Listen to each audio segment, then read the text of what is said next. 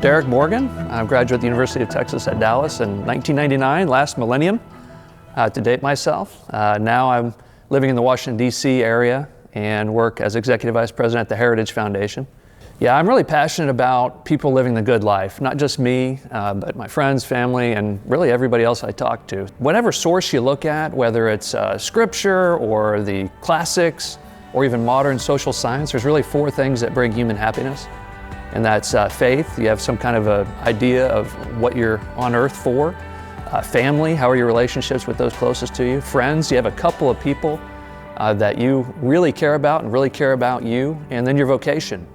So I'm really passionate about trying to encourage folks to be well-balanced in all of those areas, to consider all of those things.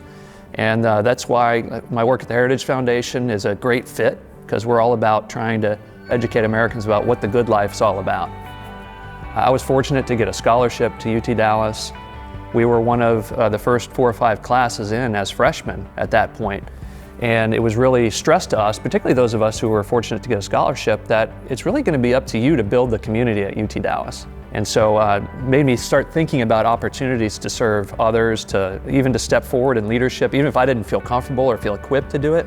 And so that kind of leadership expectation and then opportunity combined to really put me on a course in law school, where again I was in leadership at my law school at Georgetown, and then kind of on from there.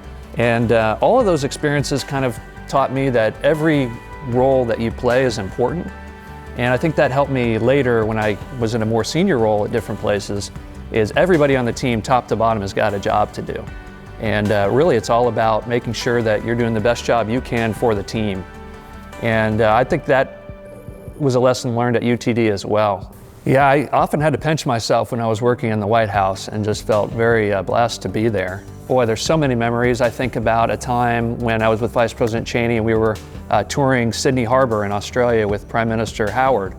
Another time where I got to be with Vice President Cheney in Israel. And it was actually Easter Sunday that we were traveling on, and the Vice President invited us to attend an Easter service with him in Jerusalem. And wow, what an experience. I'll remember that for the rest of my life. Really excited about my family as well. That's probably my #1 accomplishment, as I've been thinking, is my wife Alyssa and I are in our 22nd year of marriage. I like to say we're in our 3rd decade. She doesn't like that as much. We have 4 great kids. You know, that's really the ultimate form of privilege, I think, is to have a mom and a dad who believe in you. And I had that, and I want to pass that on to my kids. And to have this recognition just is really humbling. It means a lot.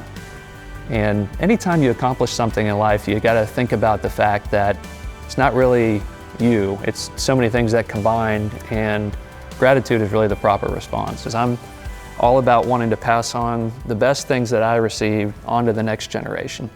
And I'm just glad to be able to do that at UTD.